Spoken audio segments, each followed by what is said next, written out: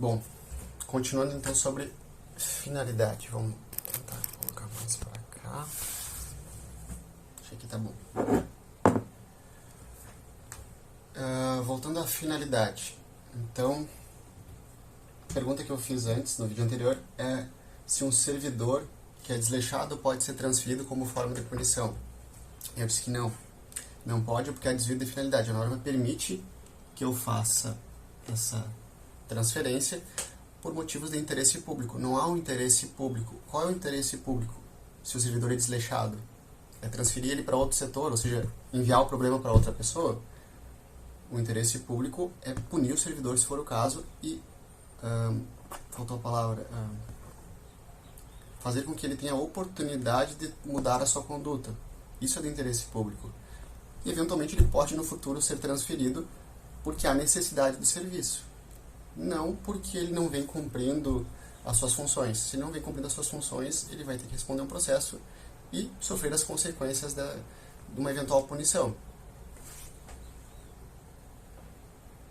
Então, o desvio de finalidade ele pode se manifestar quando? A gente busca uma finalidade alheia ao interesse público, por exemplo, ele usa dos seus poderes para beneficiar a si próprio ou para prejudicar um inimigo, para prejudicar alguém. Isso é um desvio de finalidade, porque eu estou violando o princípio da impessoalidade e da moralidade pública. Tá? Então, lembrem sempre que os princípios são conectados, eles estão em teias. Ou quando a gente pretende uma finalidade que é de interesse público, alheia à categoria do ato que utilizou, que é o exemplo anterior. Ele transfere alguém, ele remove alguém para punir. Ou seja, eu tenho que punir enquanto superior hierárquico. Eu tenho o dever de punir esse servidor, mas não dessa forma. Transferência não é punição, é desvio de finalidade.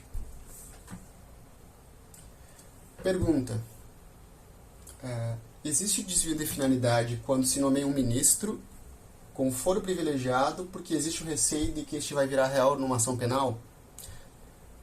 Do que eu estou falando? De qual caso eu estou falando? Imagine hipoteticamente que um presidente ou uma presidenta nomeia um ministro que está sendo processado pelo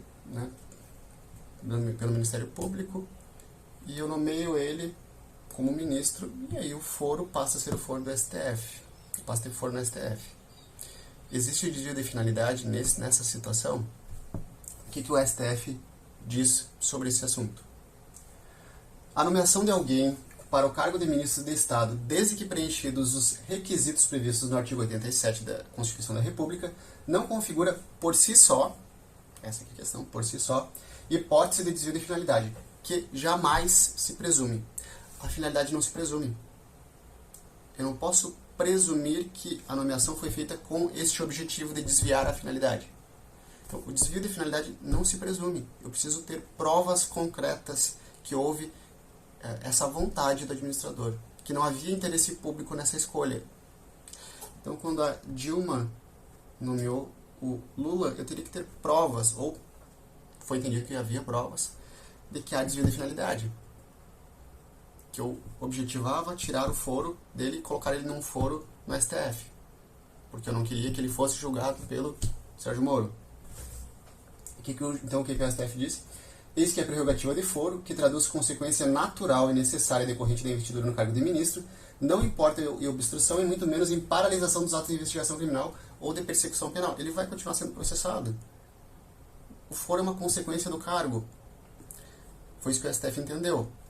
Mas não no caso do Lula, da nomeação da Dilma. Isso foi um outro processo. Decisão tomada no MS 34609, impetrado pela Rede contra a nomeação por Temer do ministro Moreira Franco, investigado na Lava Jato. Então o STF entendeu que eu não posso presumir o desvio de finalidade, neste caso. No caso da Dilma nomeando o Lula, ele entendeu que havia provas suficientes de desvio de finalidade. Isso a gente sempre debate em aula, por que dessa diferença, dessa distinção. Questão probatória. Tá? É um processo, ele tem provas que foram apresentadas, eu não vou entrar no mérito se foi correta a decisão naquele caso ou se foi correta a decisão nesse caso, porque eu não analisei as provas que foram identificadas pelos julgadores como relevantes.